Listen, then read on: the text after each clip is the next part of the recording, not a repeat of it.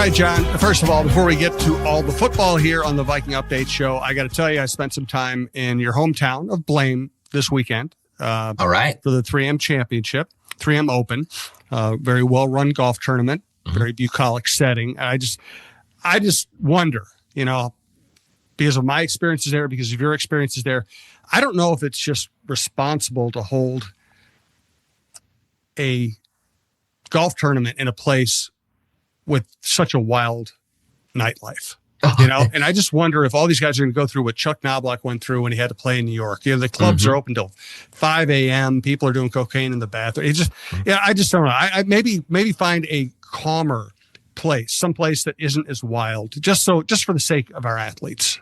When I think about how far it is that I've come, in my career and in my life, one of the things that impresses me the most about myself is that I survived those streets, though that temptation around every corner that Blaine offers. There's a pizza pub right down the street from the National Sports Center. There's carbs are dangerous here, a brewery there, and yeah, it can get dicey in Blaine for sure. Well, you know what they say about Blaine: if you can make it there, you make it anywhere, baby. Yes, that's right. And I also appreciate your overwhelming sense of modesty as you described your meteoric rise through the media ranks. All right, let's get some Vikings here. This is the Viking Update Show. He is John Krasinski from The Athletic. I'm Jim Suhan from the Star Tribune. We have two other Viking shows at TalkNorth.com. Jeff Diamond's Vikings and NFL Insider with the former Vikings general manager, and Alec Lewis, John's colleague at The Athletic. His show does a great job for us as well. We have a lot of Viking content because people care so much. We're going to get into how much people care and how dangerous that could be later in the show. Let's get to the news. Last week we were saying, man, I don't know. How do you value Josh Metellus? How do you get that deal done? And they just get it done, which I think big picture here is a reminder that, remember how worried people were about the Justin Jefferson negotiations? And I kept telling people, they'll just get it done. I don't know when it's going to get done. They're going to get it done. And Kevin O'Connell negotiations, Kwesi Adolfo-Mensah negotiations. When was the last time the Vikings didn't keep someone that they really wanted? It's a great question. I've been trying to think about that as well, because whenever they do set their sights on someone, coaching, executive, player, and they want to keep them around, they do. And let's also be honest that the NFL economic structure is such that it certainly gives the team that already holds the player an enormous advantage in terms of keeping them if you do want to. But you still do have to get creative with the finances sometimes to make sure you keep all of the, because it's not even, Jim, a matter of just keeping everyone, especially when it comes to players, but keeping them happy, I think is a different thing. Like there's times where you can really kind of lean on someone and use all of the protections that you have in the collective bargaining agreement to your advantage and squeeze. And then there are times where you want to make sure that whoever you're dealing with not only has a deal, but is happy to come to work. And I think that, that was probably maybe even a little bit more of a challenge with Metellus. You knew that Jefferson was going to get what he was going to get. Like that's a no-brainer. You just make that happen. But Josh Metellus is a little bit more of a complicated negotiation, valuation, all of those things. And so to get it to a point where not only you are keeping a very valuable piece, but that piece also is very happy with how things played out and unfolded, I think is a big deal for the Vikings. He is an important voice. And if he can be in the locker room telling you, hey, you do what you're supposed to, and they'll take care of you, that can help the whole team chemistry out quite a bit as it goes forward. No doubt about it. So congratulations to them for getting it done. I do think he's a really important player. I'm glad they signed him. I just didn't know if they would sign him, but they get it done. Not only get it done, they get it done before anything become too rancorous, or he would have felt the obligation to hold in or whatever he would have to do to get the money. So great deal for culture, great deal for the actual football team, another building block for this season. Sometimes I feel guilty because the traditional job of the newspaper sports columnist is to be the critic's voice. And, back when I first got the job, it was very easy to be the critic's voice in this town. Now I feel like I just praise the Vikings all the time, but I think they've earned it. This is the kind of move that earns them praise because they take care of their business so well. Hey, the Viking Update Show is presented to you by Giggly THC Beverages and On X Hunt. We'll tell you more about them in a little bit. We're also coming to you from the Aquarius Home Services Studio. That first sip of coffee on a summer morning. Sunshine. Caffeine. What's better? How about water so good it makes your coffee jealous? Water from Aquarius, your authorized independent Connecticut dealer. Enjoy sparkling dishes, cloud soft laundry, and worry-free water from every faucet. Likely for less than your daily iced coffee. Enjoy up to 25% off a new Connecticut system and schedule your free water analysis at AquariusHomeservices.com. Aquarius, earning the right to be recommended. Hi, everyone. This is Dawn Mitchell with a reminder. Please tune in to our podcast every week, Dawn of Sports. You can find it on Talk North Podcast Network.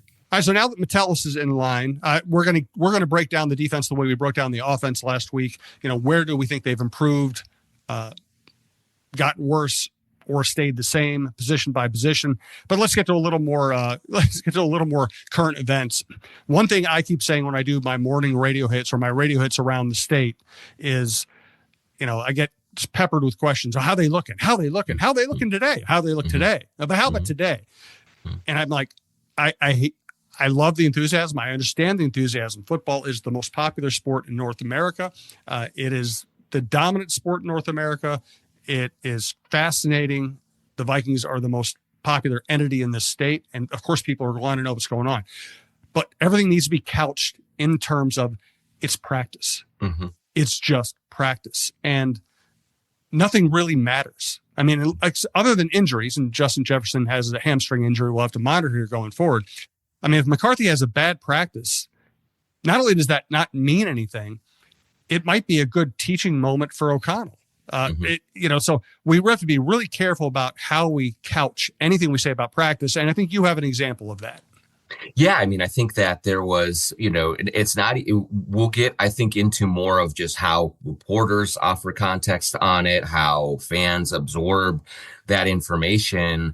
But I think separately from that almost is what happened this last week where, there was a video that was put out on social media that said, JJ McCarthy continues to struggle in practice today. Here's his 5th interception of the day. And it was a video of an interception that JJ McCarthy threw in a practice. The problem was that the practice was from last training camp and not this one.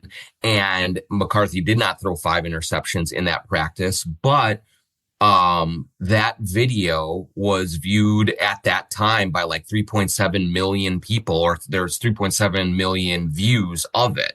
And so when you think about AI, when you think about, the presentation of these, of videos and just like nefarious, acts and clickbait and all that stuff, it is more prevalent than ever.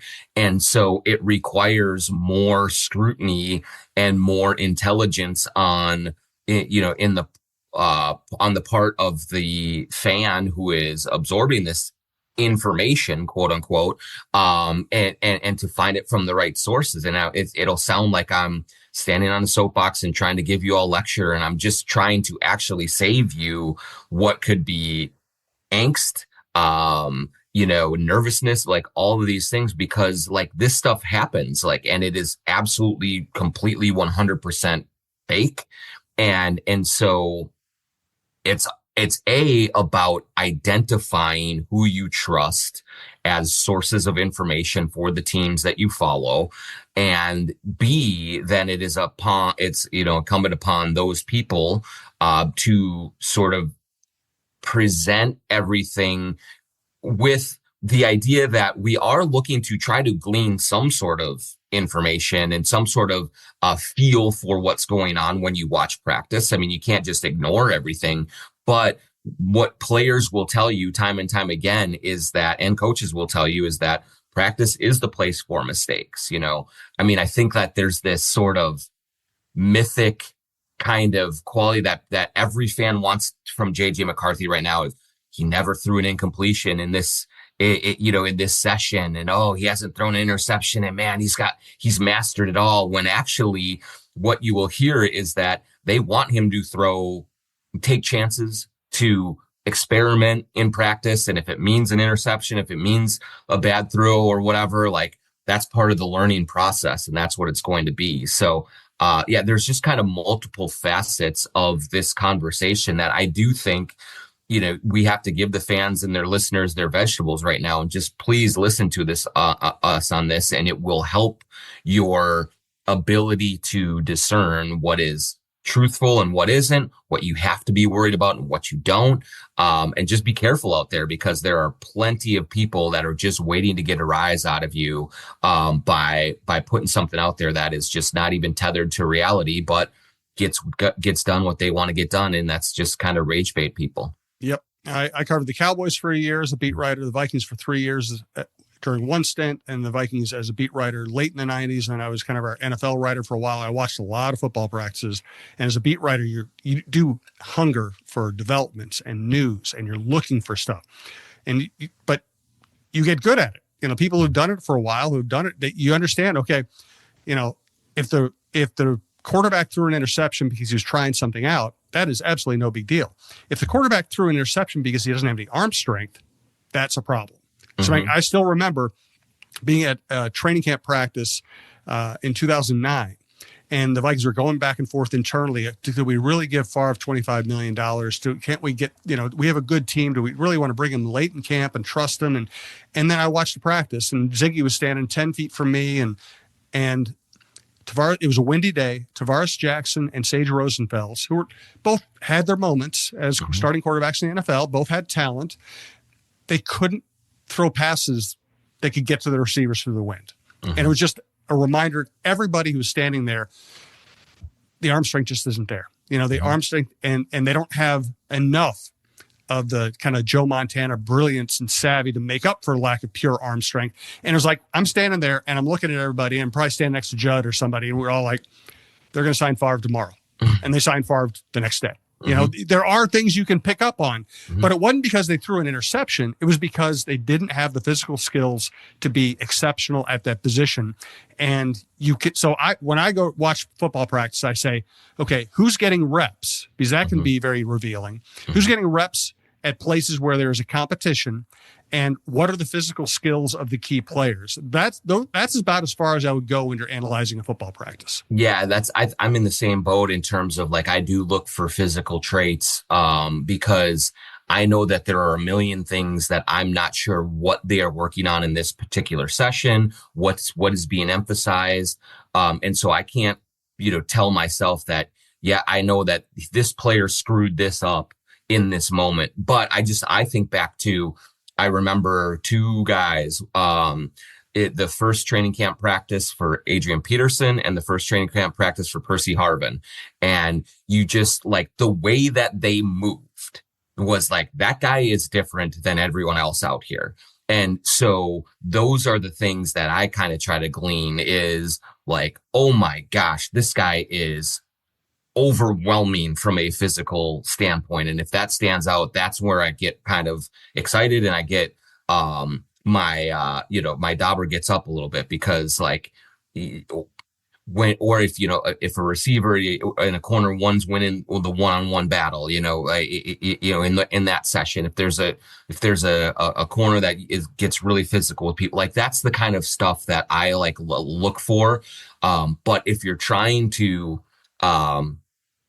glean who is in the right spot at the right time, who is understanding the offense or the defense best and stuff like that, it's really hard to do that, like, from watching from the sideline and not just being in the meetings and in the huddles and understanding, okay, here's what we're looking for. So that's the way that I've tried to do it, and just do it from a more level-headed perspective that way. And then the other thing about this, Jim, is that's really advantageous for us as reporters who are there and have access, is when McCarthy throws an interception or two, there's generally someone that you can check with.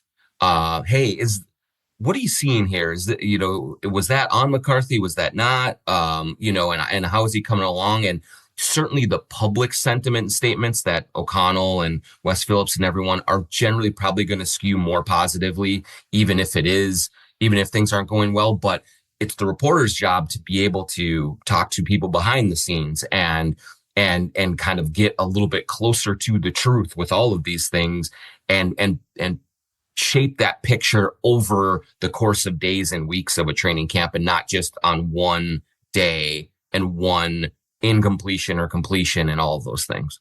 Yes. All right. Let us get to the defense here. I do want to tell you about Giggly THC beverages. I have these. I would say I have Giggly 3 or 4 times a week. Nights where I want to have something that tastes like a cocktail that's not going to tire me out. It's going to let me sleep well. I'm going to wake up feeling good and energetic. And that's my favorite thing. I love the taste, but even more important than I guess I wouldn't drink it if it wasn't for the taste. But the most rewarding thing about drinking something that tastes that good is I know I'm going to feel really good the next day. I wake up the next day, I'm ready to roll. Sometimes you have a cocktail or two, you don't feel that way the next day. So the stuff tastes great. It's got healthy ingredients, fruit juice, ashwagandha, ginseng. It's affordable. It's got good volume. Another thing about cocktails is you're usually drinking something about 3 or 4 ounces. It doesn't last very long. You pour one of these and add ice, and it can last you a good long time. I never drink more than one a night, so it also lasts a long time. I would get the variety pack of the cocktails. I would try the seltzers. I would try the teas, which are my wife's favorites. Use the promo code GigglyNorth to get up to 50% off your first order. After that, check out Giggly on Giggly or Giggly.com on social media. You'll find more promo codes. Highly recommend it. Again, I drink it all the time. I don't have to, and I drink it all the time. GIGLI.com, promo code GigglyNorth. Also want to tell you about Onyx Fish. The weather is warming up, and that means it's time to put your augers away, and it's time to grab the boat. Let Onyx Fish help you find the next best bite. The Fish app offers the most comprehensive fishing tool for increasing your success. Use the Fish app to find new places to fish and sort lakes by species, abundance, trophy, and keeper potential. Onyx Fish also shows you hot spots, lake-by-lake regulations, and private and public land ownership information. Download Onyx Fish on the App Store or go to onyxmaps.com/fish to get more information about the app that is changing the game. All right, last week we broke down the offense, where we think they've gotten better or worse. Obviously, the improvement of the offensive line was probably the most important development. Let's get to the defense this week. And let's start with the defensive line, where coaches will tell you it all starts. They keep Harrison Phillips, a good player and somebody who fits in very well here. They add Jonathan Allen and Javon Hargrave. Better, worse, same? I think it's better, Jim. I want to see both of them. I know they're a little bit more veteran players, but they both have track records of not only being impact players, but being tough and physical dudes. And so when you're talking about what Brian Flores wants out of this defense, he wants attitude. He wants kind of a bully ball mentality. And not only, players who can kind of use subterfuge and confusion and all those things to throw an offense off, but I think he also wants players that can just beat you up. And I think that Allen and Hargrave, at their best, at their healthiest, are guys who can do that. We talked a lot about last week about the changes to the offensive line and how they wanted to get, I think, a little nastier and a little more physical up front. And I think that same tack was taken with the defensive line. And so I'm big on the additions there, really kind of changing the overall kind of feel of the defense in a way because of the way they've been through the wars, but also that they are just tough dudes that will come at you for 60 minutes. Yeah, I think that the ability to be more physical along each line could really, and it's one of the reasons I'm higher on this team than I think most national observers, is I think it was already a good team. I think McCarthy's going to be good. I think the dramatic improvement of the offensive line and the expected improvement of the defensive line, those are going to win games in ways that you might not even really notice, but they matter. Yeah, for sure. I mean, I think that especially I like the way that Allen and Hargrave, I think, are going to fit in terms of they have been around the block. So I think they understand defensive concepts incredibly well. And now they are with this kind of mad scientist defensive coordinator who wants to move people around, who wants to put all sorts of different looks out there to confuse the quarterback. And these guys have been in the league long enough that I think that they're going to be able to really take to what Brian Flores wants to do.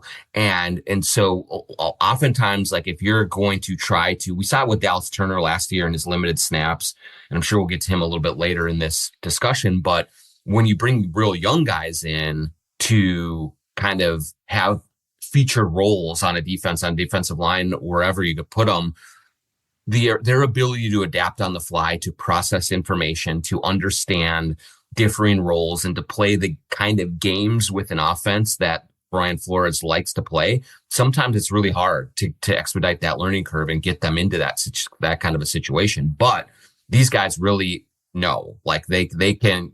I think that Brian Flores is not going to hesitate to do all sorts of different things, because these guys are smart enough and have been in the league long enough that they can adapt to whatever is being asked of them. And so I just think it really positions them well to right up front to kind of build the defense from the front to the back, and also really generate even more heat on the quarterback this year, so that the defensive backfield, which is kind of one of the spots where you wonder about just a little bit with this defense, doesn't have as much pressure on it to cover for as long as as you might worry otherwise.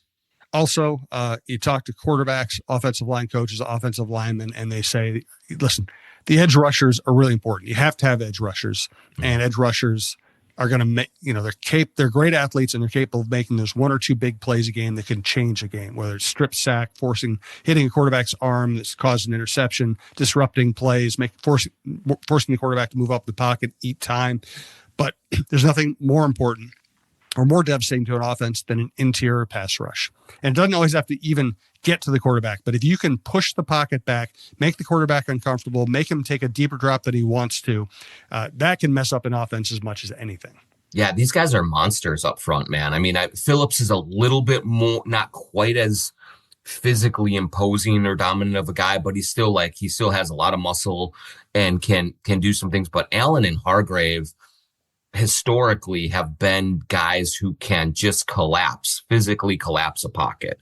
And, there are speed rushers, there are power guys. And I just think both of these guys, especially when you put, Grenard and Van Ginkel or Turner, or whoever outside of them, in the different kind of formations that Brian Flores is going to use, man, I mean, there's just some explosiveness and just overall strength that is going to be prevalent along this line that I really think is going to allow them to control the line of scrimmage in a way that they haven't in a while. And even I didn't think that was a huge weakness of their team last year, but I just think that it got much better with the addition of these dudes.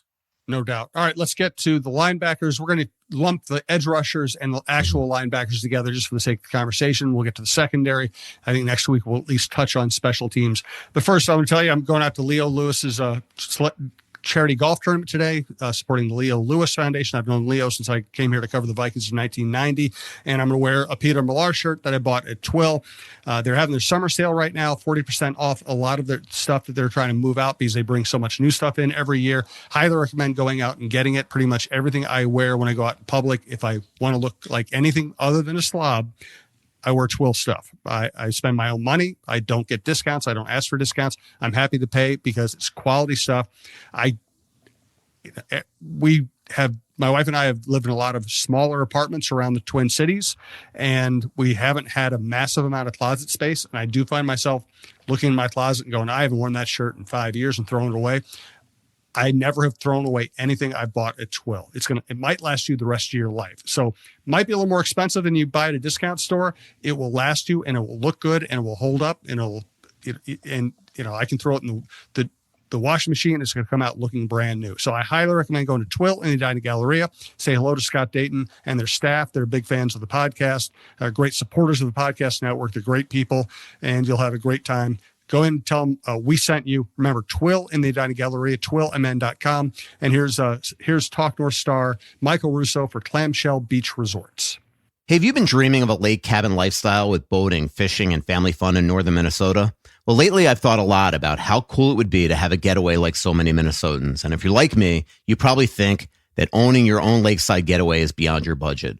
Well, if you think lake cabin real estate prices keep going up, well, think again. This is Russo, and I'm here to tell you there is an affordable way to enjoy a cabin lifestyle and all that goes with it. And yes, I said affordable. I founded a Clamshell Beach Resort, which is located on the Whitefish chain of 14 lakes for you and your family to enjoy. Here's how. Clamshell has lake homes that offer deeded fractional ownership, and the keywords there are deeded and fractional. You own it. Imagine having 5 weeks a year to enjoy Clamshell with its beaches, pool, and lodge that's full of kids' activities. Is golf your game? There's a great golf course right across the road. Like winter sports? Well, you can go ice fishing, cross-country skiing, or snowmobiling right out the door at Clamshell. And there's no maintenance, no grass mowing, no snow removal. It's done all for you.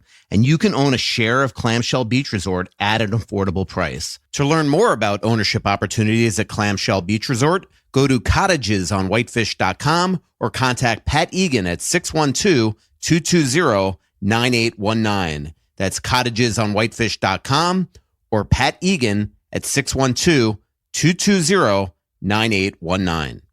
Also, want to tell you about Natrium. The promo code is TalkNorth15. We'll get you 15% off all Natrium products. Go to the Mothership store in St. Louis Park. I recommend going there, talking to the sales associates. After that, you can order at natrium.com, Natreum.com. Pretty much everything under the sun. Gut health, joint health, muscle soreness, fun, good taste, all kinds of different ingredients, all kinds of different dosages. You're going to find something that works well for your life. Natrium.com, promo code TalkNorth15 for 15% off, and thanks to Natrium for their sponsorship. All right, let's get to the edge rusher / linebacker position. Better, worse, same?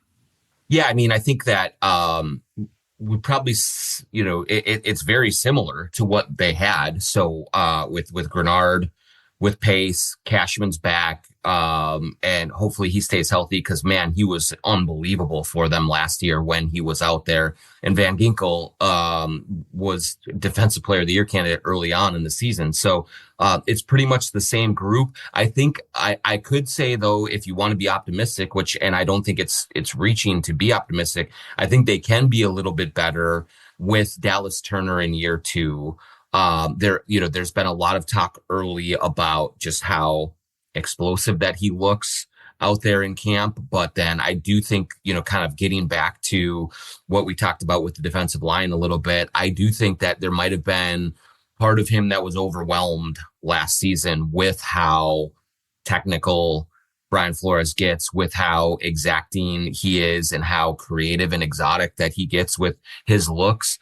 I think that having a year under his belt and just being able to better understand what's going on, I think they can get more out of Dallas Turner in year 2, certainly than they did in year 1. So I do think it can be a little bit better, but it's already been pretty darn good when you look at those 4 guys and what they all can bring, and having them all back together. I think it's going to be really advantageous for this defense just to have that kind of continuity. It should only breathe more experimentation into Brian Flores' approach, because he can do even more with them with all that comfort level of everyone being together. Yep, I agree completely. And I think Turner will be much better. If he's much better, this group will be better. Also, Van Ginkel, Grenard, Cashman were all first time, they're all newcomers to the system. They've got to be a little more, well tutored. Now, I mean, they're very smart veterans. They adapted right away, but there's got to be some advantage to being in the second year in this system, and more comfort with Flores calling different things out. And if Cashman stays healthy I always think it's unreasonable to ask any NFL player to stay healthy for 17 games. Yes. But Cashman, the difference in this defense when he was on the field and off the field was stunning. Mm-hmm. I thought he was a good signing. I thought he was a good player. He was way better than I thought he was. He was way more impact. He just didn't fill a role. He was an impact player in a way that I did not fully expect.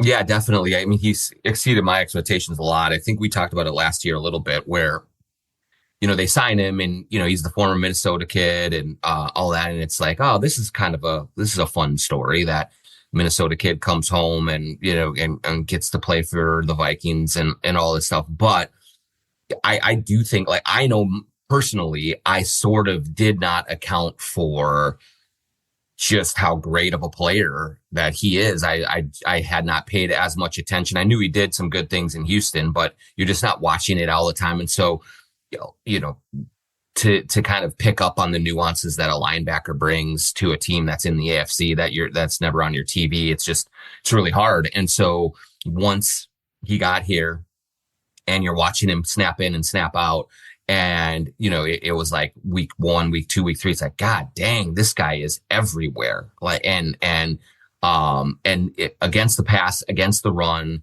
like the whole gambit of things that Brian Flores needed from him, it was really impressive. And so, yeah, if he can stay healthy. I also like that they brought Eric Wilson back. I think he's a nice backup, so that if Pace or Cashman does get hurt, you can slot him in there for a week or two and at least not have an enormous drop off. So they have a little bit of depth behind him.